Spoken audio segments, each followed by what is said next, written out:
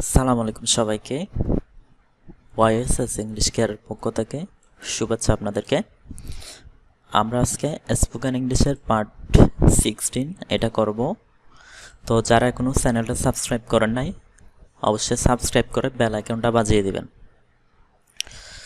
দেখেন আমাদের আজকের নিয়ম হচ্ছে স্ট্রাকচার, অর্থ হচ্ছে নিয়ম। প্রথমে সাব মানে হচ্ছে সাবজেক্ট, এরপর M2 অথবা হচ্ছে is2 অথবা R2 প্লাস এরপর হচ্ছে ভার্বের V1 অর্থাৎ হচ্ছে ভার্বের প্রেজেন্ট ফর্ম। তো আমরা যখন এই নিয়মে করব আমাদের অর্থ সাধারণ অর্থে ব্যবহৃত হবে বাক্যগুলো। যেমন আমরা প্রথম কলামে ফার্স্ট পারসন আই দিয়ে করব, সেকেন্ড কলামে সেকেন্ড পারসন ইউ দিয়ে করব, এবং হচ্ছে এখানে করব আমরা থার্ড পারসন দিয়ে, থার্ড পারসন হি। তো আমরা মনে রাখবো আইয়ের জন্য হচ্ছে এম বসে সবসময়, আর সাবজেক্ট সিঙ্গুলার হলে ইজ ইউজ করব, সাবজেক্ট যদি প্লুরাল হয় তাহলে আমরা এরপরে আর ইউজ করব। তো দেখেন আমাকে যেতে হয়, তাহলে যেহেতু আই আছে এরপর আমরা অবশ্যই এম ইউজ করব। আই এম টু গো, আমাকে যেতে হয় তাহলে হবে আই এম টু গো।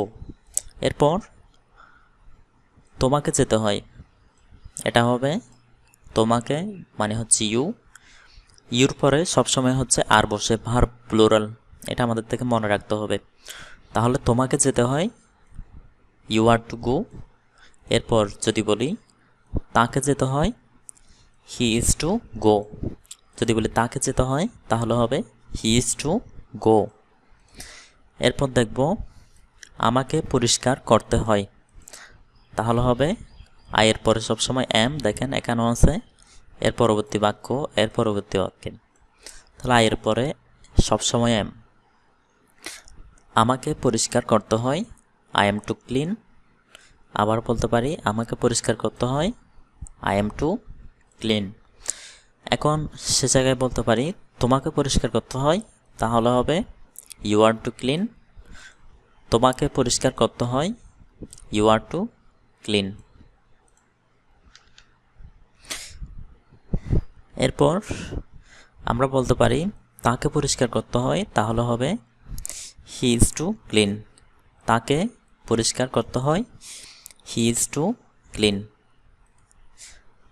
এরপর দেখেন আমাকে পরিবর্তন করতে হয়, এটার ইংলিশটা হবে, পরিবর্তনের ইংরেজি হচ্ছে চেঞ্জ, তো আমরা বলবো আই এম টু চেঞ্জ। আমাকে পরিবর্তন করতে হয় আই এম টু চেঞ্জ। যদি বলি তোমাকে পরিবর্তন করতে হয় তাহলে হবে ইউ আর টু চেঞ্জ, তোমাকে পরিবর্তন করতে হয় তাহলে হবে ইউ আর টু চেঞ্জ।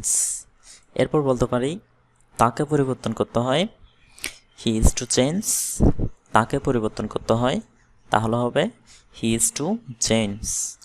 এরপর আমাকে সাহায্য করতে হয়, তাহলে হবে আই এম টু হেল্প, আমাকে সাহায্য করতে হয় তাহলে হবে আই এম টু হেল্প। এরপর তোমাকে সাহায্য করতে হয় তাহলে হবে ইউ আর টু হেল্প, তোমাকে সাহায্য করতে হয় তাহলে হবে ইউ আর টু হেল্প। এরপর যদি বলি তাকে সাহায্য করতে হয় তাহলে হবে হি ইজ টু হেল্প, তাকে সাহায্য করতে হয় তাহলে হবে হি ইজ টু হেল্প। এখন দেখেন এখানে সব সময় টুর পরে কিন্তু ভার্ব বসে, ভার্বের V1, তো এটাকে বলা যায় হচ্ছে ইনফিনিটিভ। তো এটা আমাদের সবারই মনে রাখতে হবে। তো যারা আগের পর্বগুলো করেন নাই, এটা হচ্ছে 16তম পর্ব, নেক্সটে আরও পর্ব আসবে।